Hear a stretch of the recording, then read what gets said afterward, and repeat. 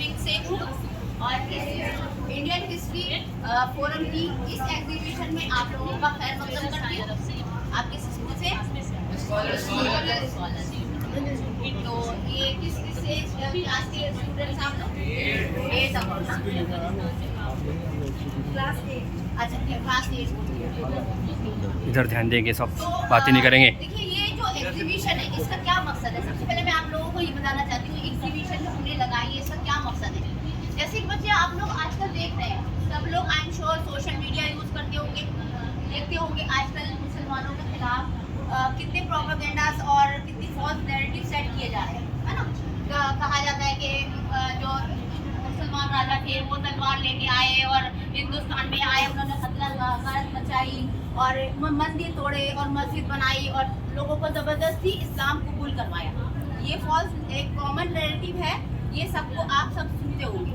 तो हम ये जानना चाहते हैं क्योंकि हमें जब कोई ऐसे कहता है तो हम उसे काउंटर कैसे करें, क्योंकि ये सच नहीं है ना, ये सच नहीं है, इसे काउंटर कैसे करें। तो ये एग्जीबिशन आपको हेल्प करेगी अपनी रियल हिस्ट्री जानने के लिए, क्योंकि जो इंडियन मुस्लिम हिस्ट्री को जो बुक से डिस्ट्रॉय किया जा रहा है और हटाया जा रहा है, तो अब आने वाली जनरेशन को कैसे पता चलेगा कि हमारी असल हिस्ट्री क्या थी। लोग कहेंगे आप तो ऐसे हो, आप वैसे हो। हमें काउंटर करने के लिए पता चले कि हिंदुस्तान में सबसे पहले राजा महाराजा नहीं आए अपनी टेरिटरी बनाने। सबसे पहले हिंदुस्तान में यहाँ से अरब ताजिर आए, जिन्हें कहते हैं व्यापारी, बिजनेस पर्पज से अरब से कुछ लोग आए यहाँ पे, मुस्लिम लोग आए, जो कि किस लिए आए थे? तिजारत के लिए, ना कि अपना कब्जा करने। ठीक है, सबसे पहले ट्रेड करने आए। ठीक है, वो अब जब यहाँ से आए और आने की वजह क्या बनी, ये जो था ना यहाँ पे मॉनसून, इसकी बहुत बड़ी वजह बनी। मॉनसून का उस टाइम क्या सीन था कि 6 मंथ हवा एक तरफ की चलती थी, 6 मंथ हवा दूसरी तरफ की चलती थी। तो जब वो तिजारत करने 6 मंथ के लिए जब यहाँ आते थे तो उन्हें यहाँ स्टे करना पड़ता था 6 मंथ के लिए, क्योंकि हवा इस रुख की है तो वो जा तो सकते नहीं थे। तो जब वो यहाँ पे रहे तो उन्होंने तिजारत, अब यहाँ पे क्या किया, जब एज अ मुस्लिम हमारे यहाँ सबसे बड़ी क्या है, इक्वालिटी को प्रमोट करते हैं, है ना। और लेकिन इंडिया में क्या था, अनइक्वालिटी थी। जब वो लोग आए तो उन्होंने क्या किया, अनइक्वालिटी को खत्म करके, क्योंकि आप सल्लल्लाहु अलैहि वसल्लम के देखिए ये जो लास्ट खुतबे में आप सल्लल्लाहु अलैहि वसल्लम ने, ये आपने पढ़ा होगा, लास्ट खुतबे में आप सल्लल्लाहु अलैहि वसल्लम ने क्या बताया था, all Mankind is from Adam and ewe.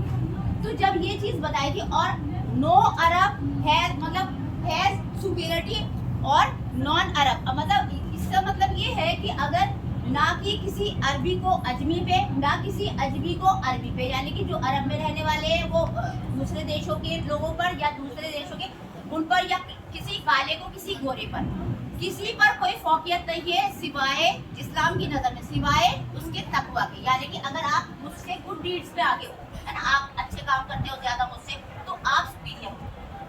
Otherwise आप अमीर हो, गरीब हो, या मैं अमीर हूँ, गरीब हूँ, मैं काली हूँ, मैं गोरी हूँ, इस कोई डिस्क्रिमिनेशन नहीं करता क्या इस्लाम। कितना खूबसूरत है ना।